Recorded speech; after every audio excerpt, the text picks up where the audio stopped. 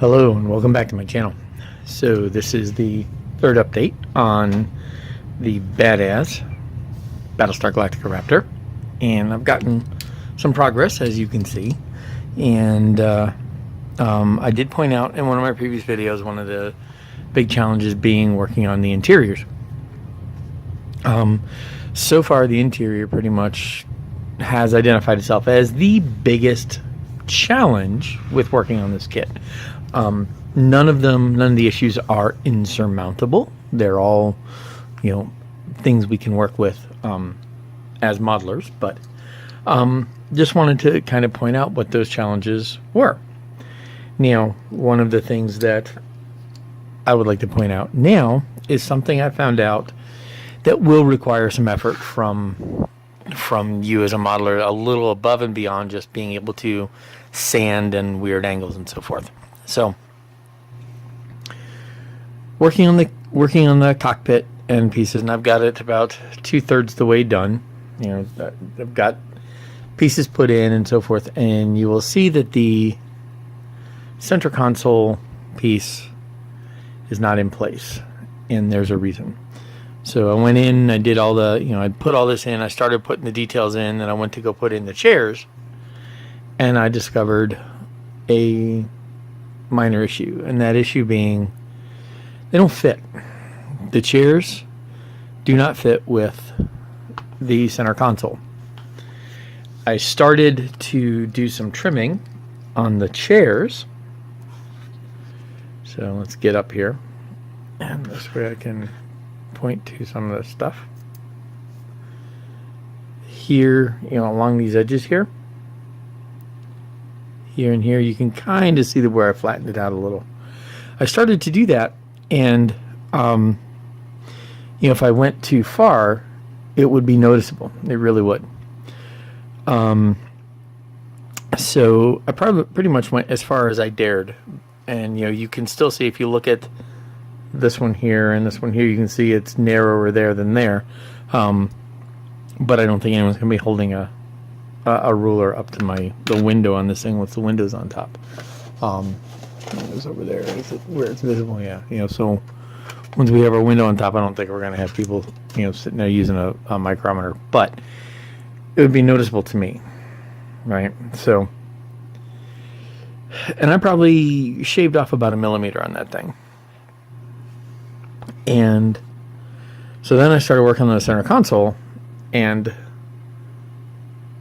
that's how much I had to shave off. That had gone straight out. So probably about 2 millimeters on each side is how much I had to sand down. Now you can even see that the, kind of cut underneath that one point where the switches are. And now that I've done all that shaving, I have to go back and re-detail the painting here. However, I did want to show you, before I went any further, I wanted to point that out, that this slides in. Let's see if I can do this with the camera in my face. This gets to about there, just give that a little nudge, and then it'll drop in.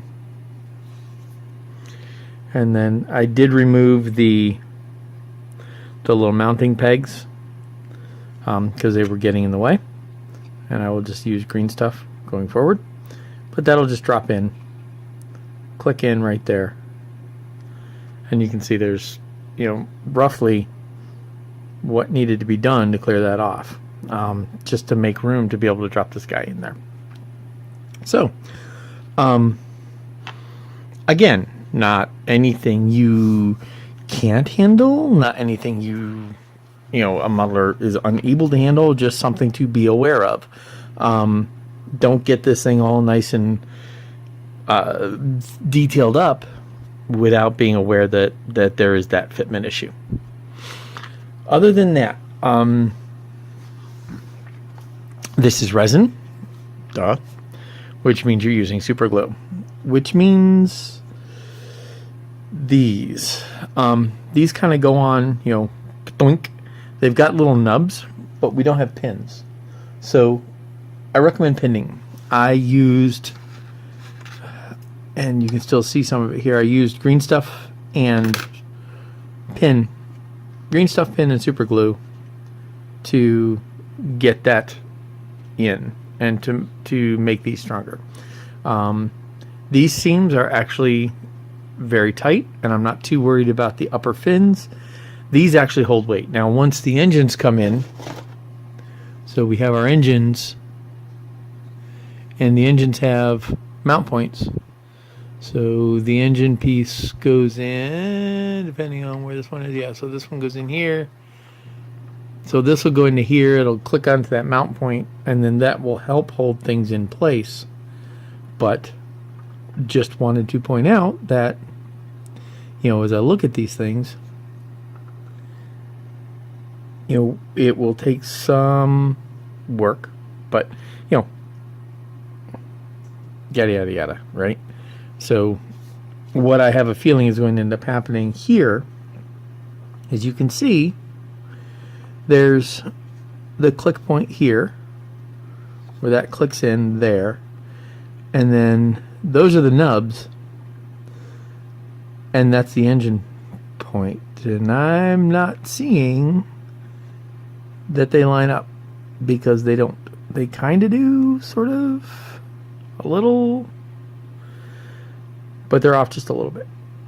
And so what I will probably end up doing, shaving these down, or opening up those holes, I'm not sure which, and then allowing this to make a solid seal here, and then this heel and this here, and this and this, using this to solidify all this.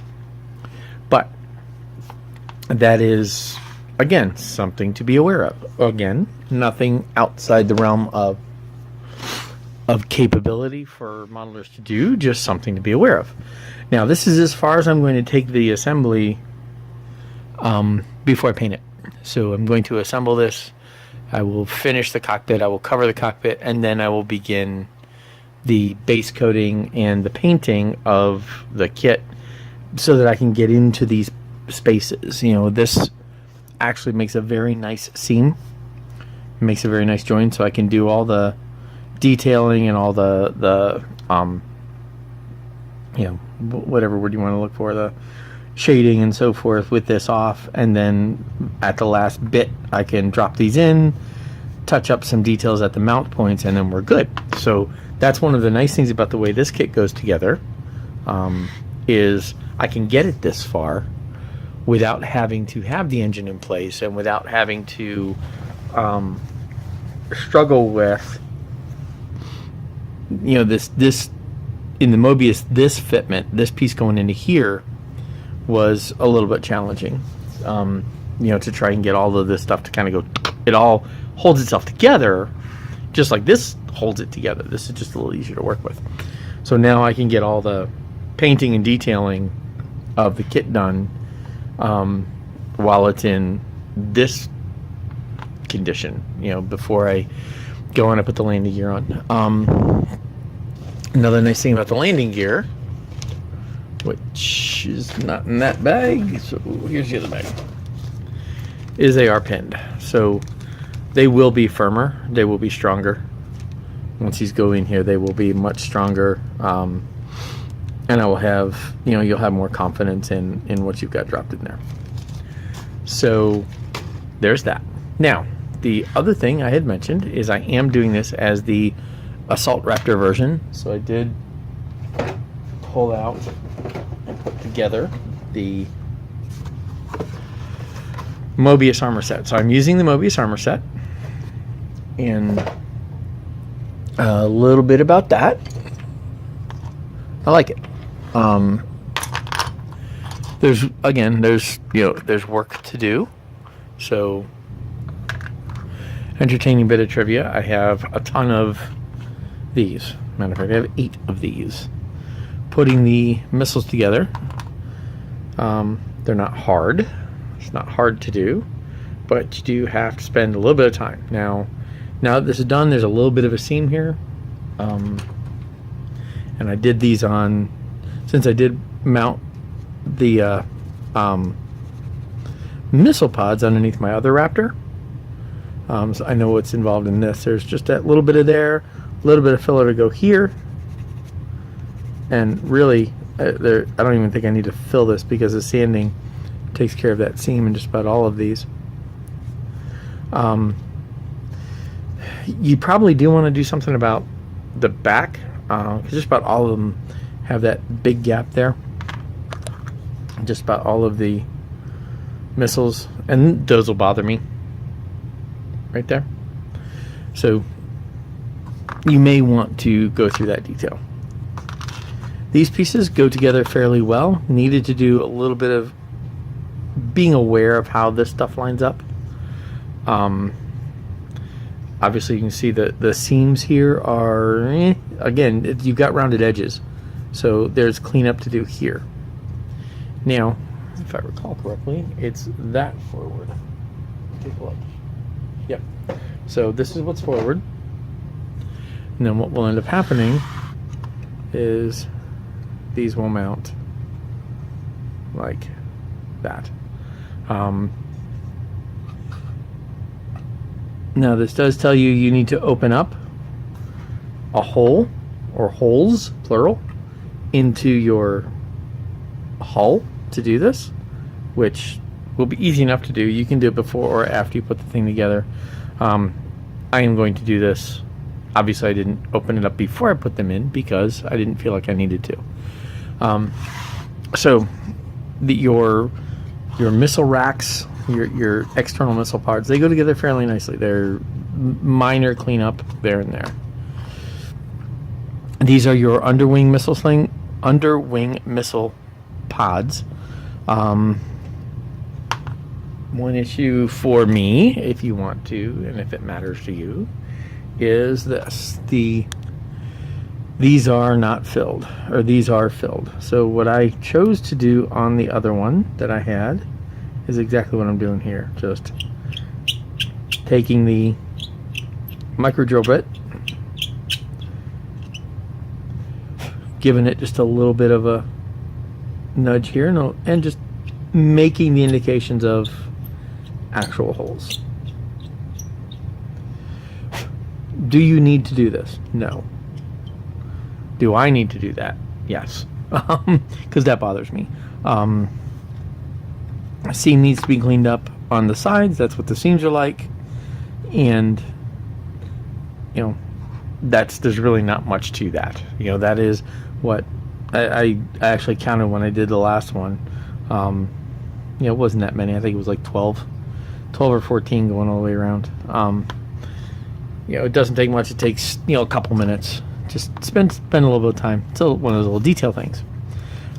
When you put these on, when you put them on the wing, underwing rack mounts, or underwing mounts, they can twist and they can flop. So when you put them on, just be aware of the alignment. Make sure they're straight up and down, and make sure they're straight. And I let them dry sitting like that, and let them go straight. Other one is this pod. This is the drum magazine for the cannons. Cannons are here. I'll get to this. This is a drum magazine for the cannons. You do need to do a little bit of fiddling to get the cap to sit right. Oh, this cap has an ejector pin mark right in the middle of it. You have to shave it down. All of them, they're all that way. This one here, this fits all right. A little bit of filler there. This has a problem in that the drum, the end of it actually bows. And I did try to file it, and I still got it to this point. And it was just easier. I figured I'd hit it with some Vallejo filler and be done.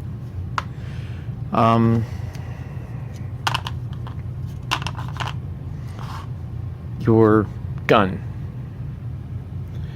Not bad. Again, clean up on the barrel. I figured it's easier to actually clean up the barrel once it's put together. But again, we have the same thing with this that you have with the other, in that your barrels aren't open. So I will be doing with this, and I don't know if I'm going to be able to do this through the camera. Yeah, it's very difficult for me to do that looking into the camera. But recommendation would be to go ahead and indicate those barrels. You know what I might just do is take a pin, get a pin hot, and just dip it, and that'll give me the indication of holes in the barrels. And then this goes, you know, underneath here. It'll go on the mount, which is over there. It's just a single piece that this amounts to. It also has a belt, an ammo belt that goes from this to the drum, and they're mounted under here. So overall, the weapon, the armament set, this thing's cool. It's not hard to, yeah, you can see how that mounts right there. You get that, it goes to the drum, and there you go. These aren't hard. It's not hard to do. They're pretty nice. The details are nice. Shoot. That's the other thing to watch for, guys. Yeah, these little fiddly things, put them on last, because that's the second time I've knocked that guy off. So it's gonna stay off until I put it back, till I go to put the canopy on. Nice kit. It's going together well. The detail as well. The armament kit will add to it very well. It will fit this very nicely. The detail on the armament kit is very good for what it is, and you know, it'll add to your overall look of your Raptor if that's the look you're looking for. I'm happy with this. I'm liking this one very much. The more I work on this, the better I like it. At first I thought the Mobius was my preferred as far as how the kit went together and everything, but the more I work on this, even though I had to do some fiddling on the internals, and there's fiddling to do, I think I like this one even more. The fitment is very nice. Very minor bit of filler here and here in the wing seams. I have green stuff there because I want the strength that comes with it. So yeah, there you go. An update on the BadAzz Battlestar Galactica Raptor. I think this is number 3. And more to come when I get to the next stage. Thank you.